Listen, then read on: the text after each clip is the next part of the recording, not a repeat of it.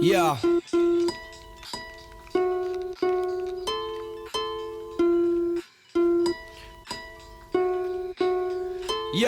Yeah. It all began once upon a time in an urban slum. Yeah, there was this young fella trying to earn the funds. He never had much cause his mum worked for crumbs, and she had bad lungs due to all the murder she bun. And he was done with being just another rat in the race, on a scabby estate, trapped in the land of the waves. So he's packed up with rage, attitude to rattle a snake, trying to stack up some change in order to plan an escape. Bumped into this one guy he knew from back in the day. He was handling weight, you could tell by his jacket and chain. Sparked a spliff, got chatting away, he explained that he was broke, and this guy agreed to dash him some cane. He said, I only do Zeds, ain't no harmful Q-flex. Take one move in this week, I'll pass you two next. And jamming in your yard is useless. Play your cards right and you might get that nice car and new crest. So due to hunger he's persuaded to run along and take this chance and start bumping up his savings, cause his stomach's always aching and it's money that he's craving. The guy went off and weighed it, they dropped it round his yard about 8-ish. He went and paid a visit to his older cousins that went on for cutting up the pure shit with soda substance. Shot in smalls, they had loads of custom,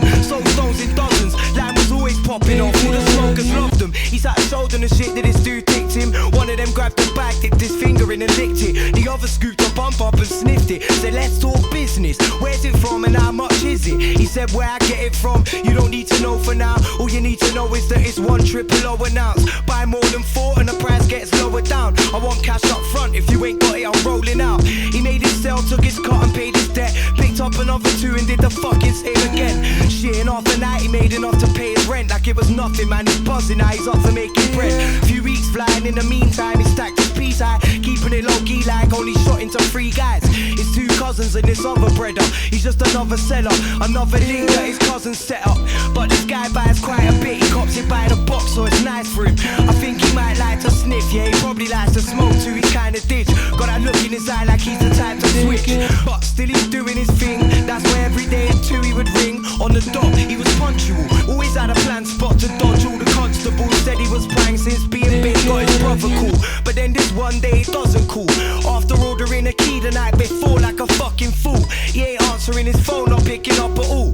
And this is driving our fella up the wall. So he tries to chill on a zoo and mail up his cousins who might know where the guy is, or at least have the money to grab a bit just so that he ain't sat on it. But they ain't having it, both their phones are off, so our man is pissed. I mean, this ain't just a gram and sniff, this is like more than 30 grand on tick, and he was supposed to handle it. So he rang his link to explain the situation. He was trying to sugarcoat it cause he isn't patient. He said it's alright, I'll give you a fortnight, but only if you do a little job for me before. Fine, he just had to drop a package off at this crackhead spot, which was a minor to ensure the guy was backing off. So he made a move and was well on his way when 2 shifty looking brothers in baddies turned up to take his food.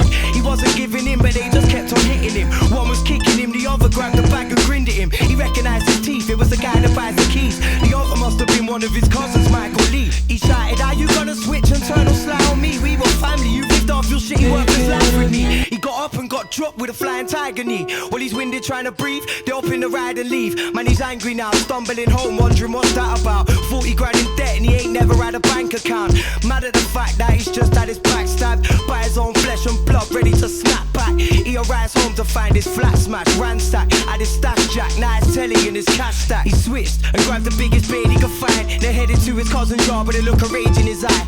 This fella's on for taking a life, cause he's further back than square one and someone's gotta pay for it, right? So he rolls there, armed with his weapon and a cold stare, talking to himself like they must think that I'm a joke, yeah. Well, I won't share no mercy with you traitors, betraying me while I was trying to earn us all some paper. He grabs a brick and dashes it at Mike and Lee's front door, then picks up another one for the front window. But he just paused, cause he noticed that the house was bare. The lights were off and all their stuff was gone, they cleared it out in there. He's thinking, how's this fair, what am I to do now? Then a voice up in his head says, you gotta take the dude out. Soon now he's gonna realise you haven't made the drop, and I don't think he'll buy it when you say all the game was rocked. Maybe not, but still killing him has made you hot. And what do you think he's gonna do to you when you don't pay him off?